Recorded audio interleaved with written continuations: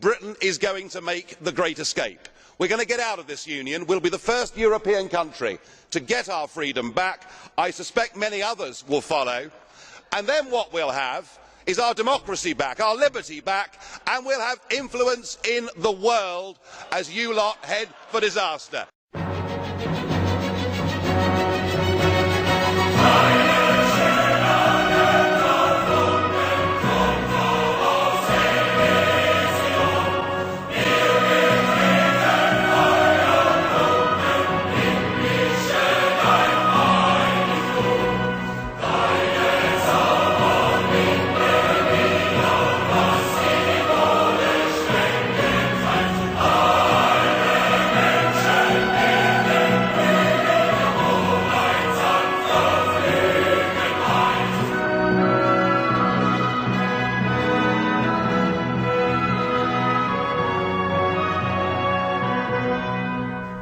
It's been one hell of a week if you've been reading the papers. If you've read the Huffington Post, if you've taken a look at the Independent or the Telegraph, you would think the sky is falling and that Nazism has taken over Europe. In fact, I'm pretty sure they told me that Adolf Hitler was secretly alive and had raised his army from the Arctic, and they were going to fly their UFOs over England and conquer it once and for all because of how you fascist bastards voted in the European elections. Now, for those of you unaware of what the hell the European Union is, or the parliamentary elections that just took place, don't feel bad. You don't even know that you're in a union on your own. That's right, you're part of the Pan-American Union, if you're in the United States. Now that got changed later on to the Organization of American States, but it's still a Pan-American Union. So what exactly happened this last week? The elections were open from the 22nd of May to the 25th, I believe. It was a 4-day period to vote. Now, I'm not 100% on how they staggered that, which countries voted when, but I am aware of the results. I'm also very aware of the coverage it's gotten. Some of the most ridiculous shit I've read ever has been printed in this last week. I wasn't kidding. Let me show you some of these news headlines, and you try to figure out what's going on. Here's the one from the Huffington Post. European elections, 9 scariest far-right parties now in the European Parliament. And it has a video linked below it that says, fascism on the rise in Europe, far-right parties make shocking gains. Now, you've got to give it to the Huffington Post. They're very unbiased. That's why they have Ed Miliband linked in the upper left-hand corner. Because if we're going to talk shit about UKIP, we better link to Labour, because that's obviously the unbiased thing to do. Bravo, Huffington Post.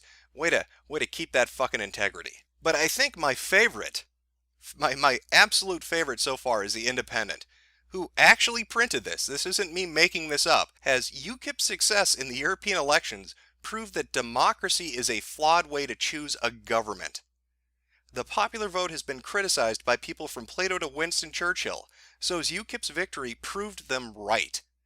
So just what is it that these groups have done that have scared so many people? They must be terrible. I mean, UKIP must have a platform. Their planks must be for eugenics and for concentration camps. They must want to kill dark people and gas the Jews and get rid of anybody with a medical illness, I guess. The National Front in France, I heard they drown kittens. That's what I heard. I heard the lady in charge of that likes to drown kittens. That's what the newspapers told me. These people are twisted and sick in the head. So what exactly is it that they're running on? What was the main crux of their campaigns? Well, they were anti-European Union, which is kind of weird when you think about it, because they're getting elected into the European Union and they're against it. So what was their goal? What are they trying to accomplish? Well, in the case of UKIP, in the case of Nigel Farage, they want a referendum. They want Britain to be able to vote to get the fuck out of Dodge. Now, why would they want to leave?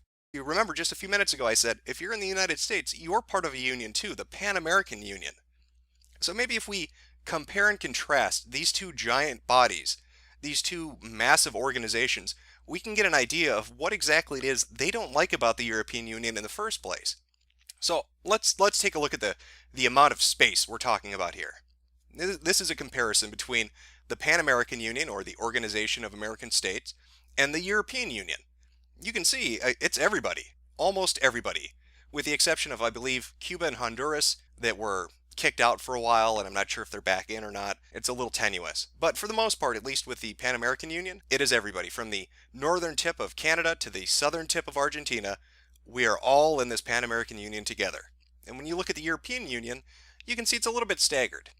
But for the most part, most of Western Europe and Central Europe are a part of it. So that's the geographical spaces we're talking about.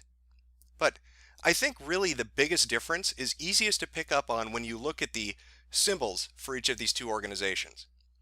I'm going to show you. This is the difference. I think it's very striking when you actually just see it laid bare in front of you. And this is what I'm talking about. On the left is a symbol for the Pan-American Union, and on the right is a symbol for the European Union. Now, what do you notice? What is the first thing that strikes you as being different between these two things? Well, the European Union has a symbol that's generic. It's one solid color, it has stars, there's no unique characteristics to it. There's no allusions to their flags or to the histories or anything. It is a whitewashed version. We are all equal in diversity. Nobody is different, nobody is better, nobody is worse. It's just a vague symbol. On the left, you have the Pan-American Union. And the first thing that strikes you about that is everybody's flag is there. It's a union, yes. There are member states, yes. But they're each represented. Everybody's flag is prominently displayed. It's not one solid color. Nobody's represented with some geometric shape. Their identity is present because they form part of the collective. And I think that really is one of the major differences when you look at the policies between the Pan-American Union and the European Union. And I think it gives you insight into why exactly it is somebody like Farage and UKIP, or I believe it's the National Front in France, or Golden Dawn in Greece, or the parties that won in Sweden and in Germany, and all these other groups, these far-right groups as they've been described, these anti-EU groups, exactly what it is they dislike. But the differences go far beyond just simple symbology. I mean, this kind of gives you a general idea of the differences I'm talking about when you compare the symbol of the Pan-American Union with the European Union. It's about identity, it's about national sovereignty, about heritage and history, about the right to govern oneself, to have representation that represents the people, to have the people's will be heard. Now, when you look at the Pan-American Union, when you look at the Charter, Article 1 of the Charter sets out in very explicit terms exactly what it's trying to do, but it includes national sovereignty, integrity of the borders, and independence. It's a vital piece of what the Pan-American Union is. The European Union, on the other hand, is quite different. Now, in the Pan-American Union, because America's having, let's say, a financial crisis, that doesn't mean that Brazil needs to have austerity measures. Greece can't say the same. That doesn't mean that Mexico has to have forced immigration from, from Panama. England can't say the same. And that doesn't mean that something like the United States or Canada would have their constitution superseded by an officiating body above them. But again, member states of the European Union cannot say the same. Farage and these different groups that you've seen kind of rise up and gain popular votes have been saying all along, we are against the notion of forced cooperation. Yes, we want to have trade with one another. Yes, we want to have movement of people between borders. We want to have a shared defense. But we don't want to see our identity destroyed. We don't want to see our right to govern ourselves destroyed. And we believe that as a sovereign nation, we have the right to govern ourselves and not be dictated to by some officiating body that isn't even located in our own country. This is one of the major differences between these two things. The Pan-American Union really concerns itself with a shared security and certain economic policies, and that's it. It is not going to dictate to any one of its member nations what it must or must not do. And nations can leave freely if they choose to. With the European Union, it has stagnated. There have been calls for referendums to leave that have been delayed until, I believe, 2017, and constantly moving the goalpost, where parties like UKIP are saying, let's just vote now, put it to the people. Let the people vote if they want to leave. Another major difference is the currency. In the European Union, you have the euros, and this has affected economies all throughout Europe. In America, and in South America, and in Central America, we have our own independent currencies. We trade with one another, sure, but we don't have something like an Ameros that supersedes the dollar, that replaces the peso. We wouldn't do that because it would hurt our economies. Europe is still struggling with this. Over the last decade, you've seen riots. That's part of what the clips were from the beginning of austerity riots in Europe and in Spain. You've seen riots in Sweden and in France and in England. And they've been related to multitudes of issues, from immigration to economy. But at the core of it, and I truly do believe what you hear from a lot of these anti-EU parties, that a good deal of the problems they face right now currently are a result of being forced into this union that is not delivering what they were promised it was going to deliver, and that has overreached the authority that they were told it was going to have. Now, constantly throughout this, the lead up to these elections, specifically, I'm going to be specifically talking about UKIP because that's the one I'm most familiar with. I understand National Front and Golden Dawn and a few of the others, but UKIP is the one I'm more familiar with. The run up to these elections, they've been just harangued in the public press. They've been accused of everything from homophobia to racism to fascism. They've been, called anti-everything. Every nasty thing that you could possibly hurl at them has been thrown at them. Now, I'm going to play you a clip. It's a bit long. It's not too long. It's a segment of a speech that Farage gave at the EU Parliament. You tell me if this sounds like a fearmonger. You tell me if this sounds like a Nazi to you. Age when the gap between ordinary voters and the European political class grows wider by the day, I have to ask you, having listened to your words this morning, just what planet are you on? This pretence that everything's going incredibly well. The EU is mired in deep structural crisis. Greece and Portugal and Ireland cannot survive inside the euro. The Danes have torn up the Schengen Agreement, and good for them, because the total free movement of peoples is a completely irresponsible thing to have done. And public opinion is saying, whilst they want a European cooperation, yes, of course I agree with that, what they don't want is this Europe run by unelected bureaucrats like Mr Barroso. You say the EU is fantastic in a recent comment. You're supporting the destruction of national democracy.